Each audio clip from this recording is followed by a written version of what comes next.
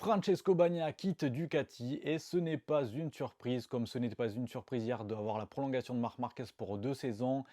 Et aussi, on a l'arrivée de Pedro Acosta chez Ducati pour remplacer Pecco. Ça n'est pas une surprise non plus, mais ça, on va y revenir dans une autre vidéo. On va se concentrer sur l'italien pour cette vidéo. Et voilà, on sentait quand même que on arrivait à la fin de l'histoire, que petit à petit, la relation s'est quand même dégradée entre les deux.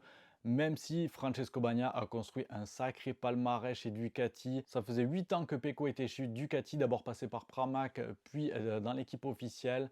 31 victoires, 63 podiums, des chiffres qui vont continuer d'évoluer, je pense, vu la dynamique actuelle de Pecco.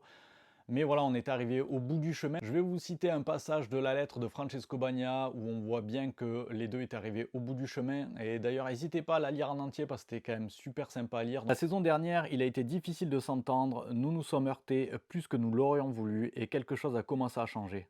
Je ressens le besoin de recommencer avec un nouveau défi, mais je n'oublierai jamais ce que nous avons été. Tu fais partie de moi, tu le seras toujours. On sent là-dedans que chez Ducati, ça s'est cassé l'année dernière. Et d'ailleurs, une autre chose que j'ai toujours trouvé bizarre avec Francesco Bagnaia, c'est à quel point il divise dans les fans. Certains l'adorent et certains ne l'aiment pas, mais le pire, c'est que souvent, pour ceux qui ne l'aiment pas, il n'y a pas forcément d'explication. Souvent, j'ai entendu dire que c'est quelqu'un qui n'est pas assez démonstratif pour eux. Ou la fameuse phrase, il a volé le deuxième titre de Fabio Quartararo. Bon, ça, j'ai jamais compris ce délire-là. Pecco est souvent appelé le gentleman dans le paddock. C'est vrai que c'est quelqu'un de profondément gentil. D'ailleurs, là-dessus, j'ai 2-3 anecdotes.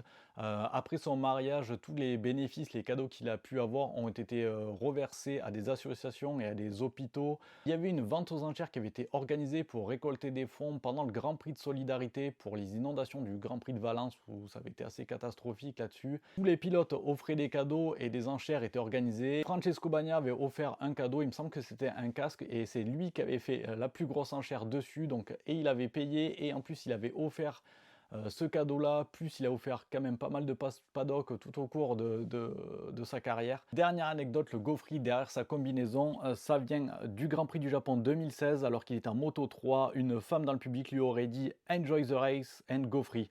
Donc profite de la course et sois libre. C'est quelque chose qu'il a touché et depuis il a à l'arrière de son cuir.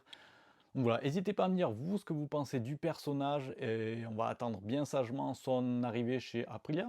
Je pense que ça va pas être une énorme surprise non plus, bien que on n'est pas à l'abri. En tout cas, abonnez-vous si ça vous a plu et puis à bientôt.